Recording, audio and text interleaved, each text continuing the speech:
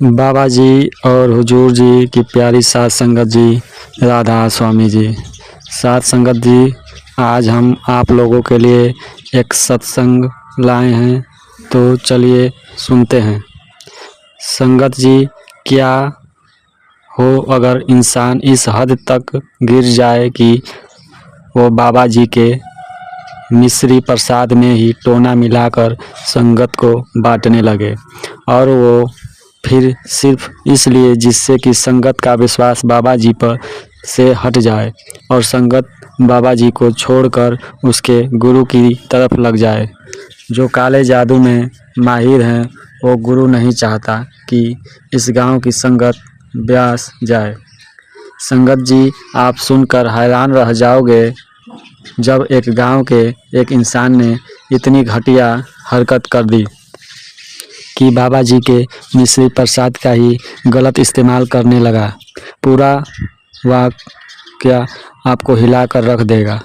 लेकिन अंत में जो उस आदमी और उसके पाखंडी गुरु का हुआ, वो एक बड़ी मिसाल बन गया। आइए सुनते हैं इस पूरी घटना को और जानते हैं कि अपनी संगत की रक्षा के लिए एक पूर्ण गुरु क्या कर सकते हैं। एक पूरा गांव बाबा जी को मानता है। वहां उस गांव के लगभग हर सदस्य ब्यास जाते हैं और जब भी ज़रूरत हो सेवा भी करते हैं। उसी गांव में कहीं दूर किसी दूसरी जगह से एक साधु ने अपने डेरा बनाया।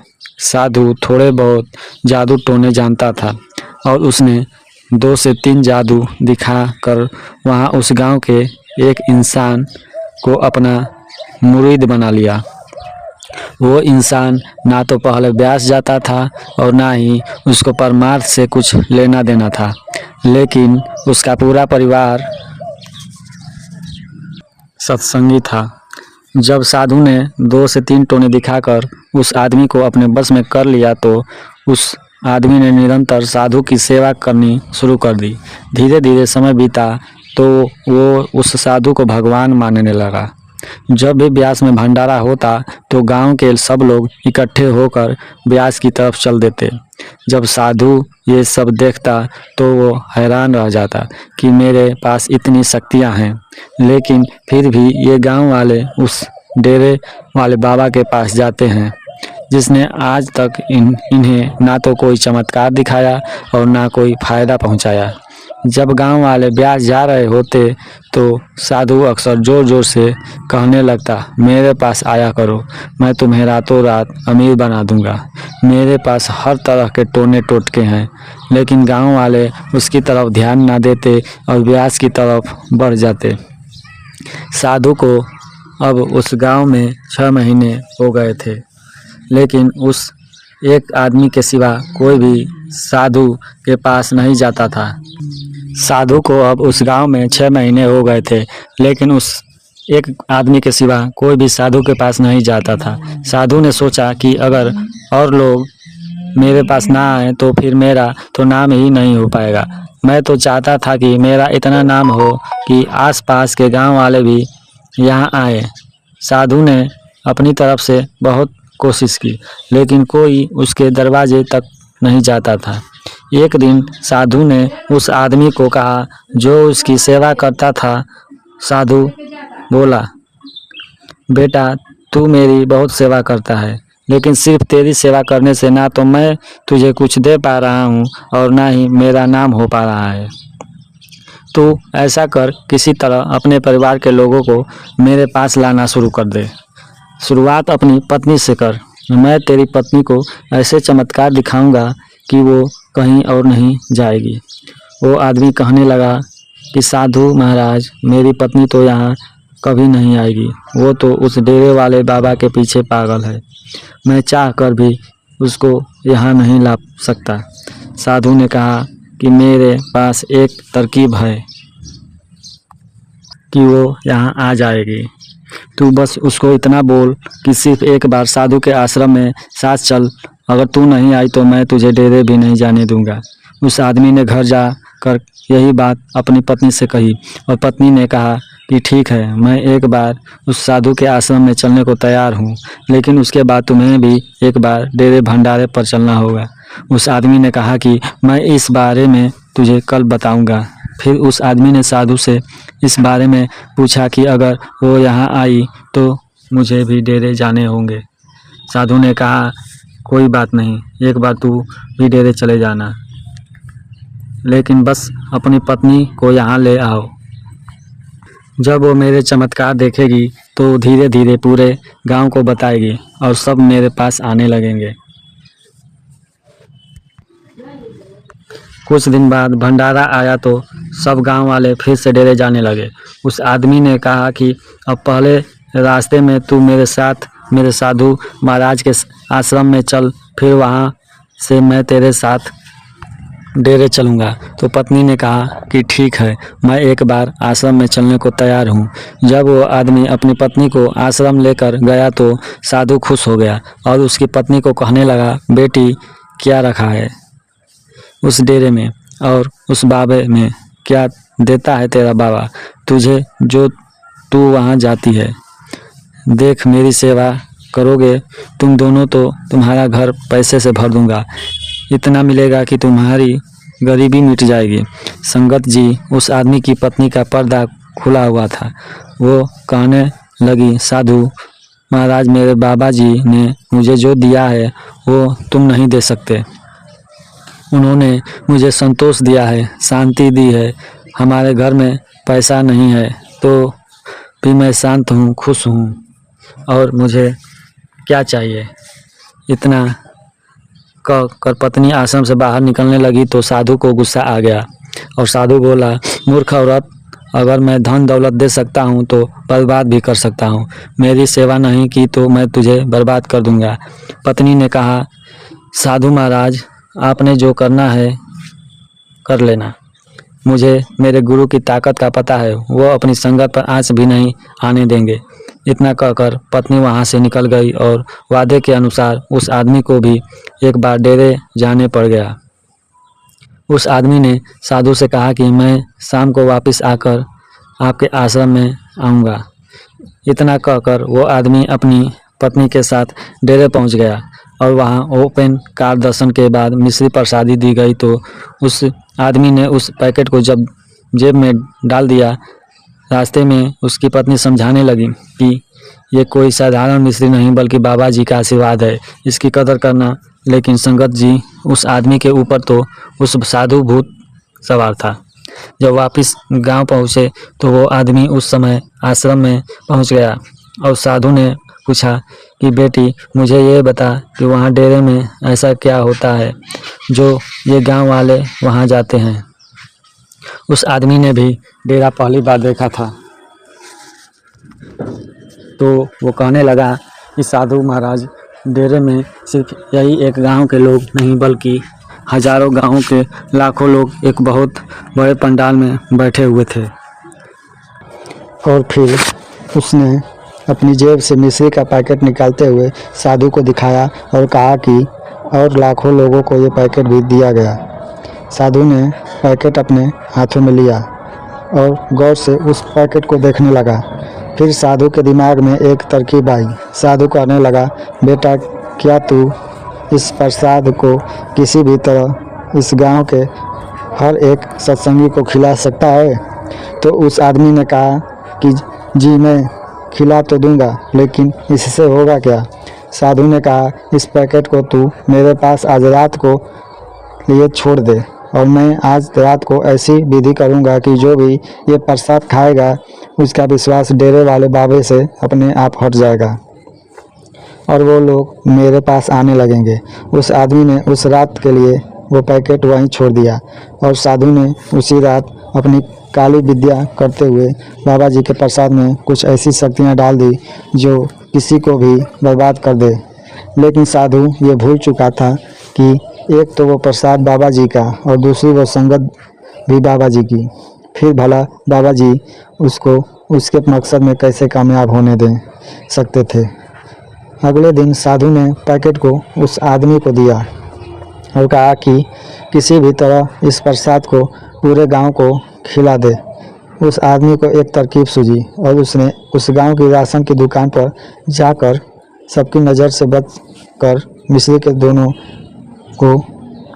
दानों को चावल की बोरी में मिक्स कर दिया, जिससे कि गांव वाले चावल खाएंगे तो मिश्री अपने आप उनके अंदर चली जाएगी। जो आदमी जानता था कि गांव के लोग हर रोज़ शाम होते ही इस एकमात्र दुकान से चावल खरीदते हैं, शाम होते ही गांव वालों ने चावल खरीदने शुरू कर दिए और सब ने घर जाकर चावल खा लिए। साधु को जब पता लगा तो साधु खुश हो गया और उस आदमी को बोला कि अब देखना, 1 से 2 दिन के अंदर पूरा का पूरा गांव मेरे पास आना शुरू कर देगा। ये सुनकर वो आदमी भी खुश हो गया और इधर उसी रात गांव में चोरी हो गई। अगले दिन सुबह जब गांव वाले उठे तो किसी का कोई सामान गायब था तो किसी का कोई सामान। गांव वाले बहुत परेशान हुए और गांव में एक सभा हुई कि देखो, चोर बाहर से तो नहीं आ सकता, चोर इसी गांव का है। सब गांव वाले इस गांव में बने कुल 50 मकानों की तलाशी लेंगे। जिससे भी मकान से चोरी का सामान मिल जाएगा, उस मकान में रहने वाले सदस्यों को पंचायत सजा देगी। सभी गांव वाले मान गए और तलाशी शुरू हुई। एक एक करके 50 के 50 मकान खंगाले गए, लेकिन चोरी का सामान वहां किसी के घर नहीं मिला। गांव वाले हैरान थे कि आखिर सामान किसने चुराया। और फिर एक भाई को एकदम याद आया कि गांव के आखिरी छोर पर वो साधु भी तो डेरा डाले बैठा है, उसकी भी तलाशी होनी चाहिए। हो सकता है ये काम उसी का ही हो। सब गांव वालों ने भी कहा कि हाँ, बिल्कुल उसकी भी तलाशी होनी चाहिए।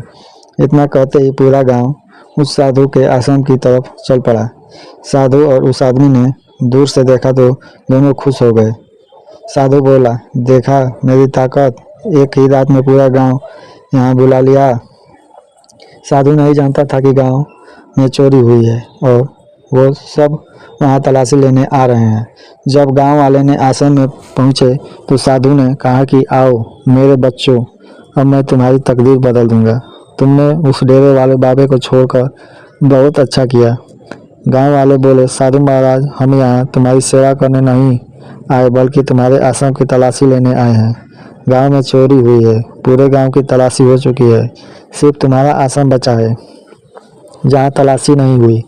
इतना कहकर गांव वाले उसके आश्रम की तलाशी लेने लगे और आश्रम के पिछली तरफ चोरी का सारा सामान मिल गया। ये देखकर गांव वाले गुस्से में आ गए और साधु को पकड़ लिया। साधु को समझ ही नहीं आया कि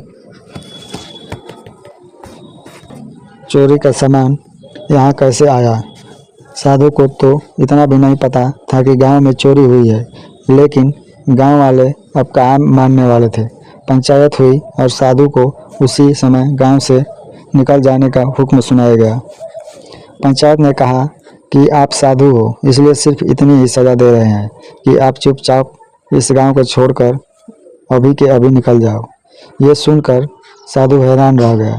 साधु ने बहुत कहा कि उसने चोरी नहीं की, लेकिन जब चोरी का सामान उसके घर से मिल चुका था तो गांव वाले कैसे विश्वास करते।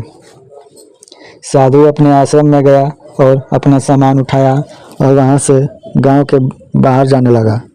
सामने से उस आदमी की पत्नी आ रही थी, जो आदमी साधु की सेवा करता था।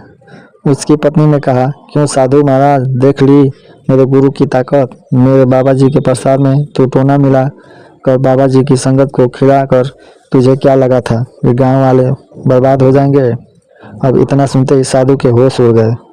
वो समझ नहीं पाया कि उस औरत को ये सब कैसे पता। साधु ने पूछा, ये तो तेरे पति के अलावा कोई नहीं जानता था। तो उस आदमी की पत्नी हंसने लगी और कहने लगी कि बाबा जी ने खुद मुझे सब बता दिया था, लेकिन फिर भी मैंने तुझे ये सब करने दिया जिससे कि तू भी देख सके कि हमारा गुरु ताकतवर है या तेरे जादू टोने ताकतवर हैं। साधु को समझ नहीं आया कि बाबा जी ने कब उस औरत को ये सब बताया। संगत जी उस औरत को पर्दा खुला हुआ था, वो सब कुछ जान चुकी थी। कि कैसे साधु ने उसके पति का इस्तेमाल करके गांव वालों पर टोना टोटका किया है। लेकिन उस औरत को पता था कि जब बाबा जी अपने आप इस साधु की अक्ल ठिकाने लगा देंगे। साधु चुपचाप वहाँ से निकल गया और फिर कभी उस इलाके में नहीं दिखा। संगत जी ऐसा ही एक वाक्य और सुनाते हैं, जब एक ऐसे परिवार पर उन्हीं के पड़ोसियों ने काला जादू कर दिया था। जिस परिवार की बुजुर्ग माता जी बहुत कमाई वाली थी। आइए सुनते हैं। एक बुजुर्ग अम्मा थी, बड़ी ही सच्ची भक्ति भाव से भरी हुई। हर सुबह सूरज उगने से पहले वे नहा धोकर मालिक के नाम में बैठ जाया करती थी। उनका सिमरन इतना गहरा और सच्चा था कि उसका असर पूरे घर के वातावरण पर पड़ता था। घर में एक शांति, एक मिठास थी बनी रहती थी। अम्मा अक्सर अपने बच्चों और परिवार वालों को प्यार से समझाया करती, बेटा सुबह उठते ही सबसे पहले मालिक को याद करो, थोड़ा ही सही पर रोज सिमरन पर बैठो। उसके बाद ही दिन के कामकाज शुरू करना। धीरे धीरे उनके परिवार वाले भी उनकी बात मानने लगे। वे भी सत्संग जाने लगे, सेवा करने लगे, परंतु उनका मन अभी उतना गहरा नहीं हुआ था जितना अम्मा का। वे जब जब समय मिलता तब सिमरन कर लेते थे। अम्मा का एक परिवार पड़ोस में रहता था जिनसे कुछ समय से मनमुटाव चल रहा था।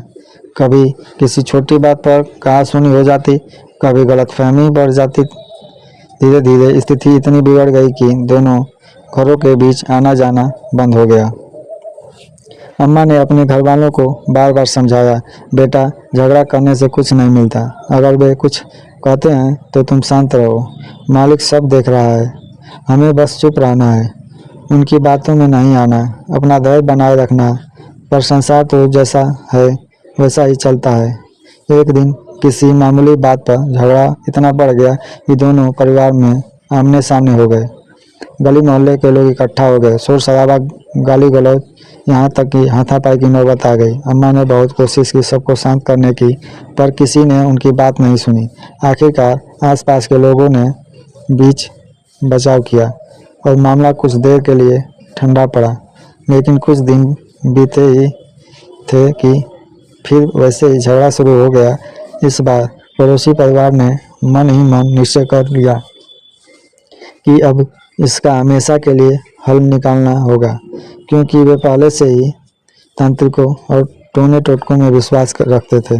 तो उन्होंने तय किया कि इस परिवार पर जादू टोना करवाया जाए। वह लोग एक तांत्रिक के पास पहुंचे और पूरी बात बताई। तांत्रिक ने कहा, अगर तुम्हें सच में इनसे छुटकारा चाहिए तो मुझे इनके घर वालों की कुछ चीज़ें लानी होगी।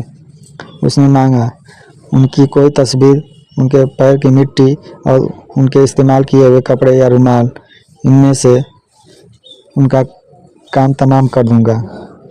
पड़ोसी परिवार ने किसी तरह ये सब चीज़ें जुटा ली और तांत्रिक को सौंप दी। अब तांत्रिक ने अपने काले कर्मों की शुरुआत की।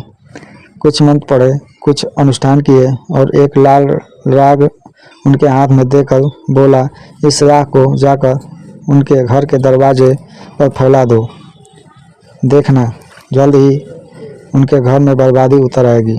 उन्होंने वैसा ही किया, पर कई दिन गुजर गए, उस परिवार पर कोई असर नहीं हुआ।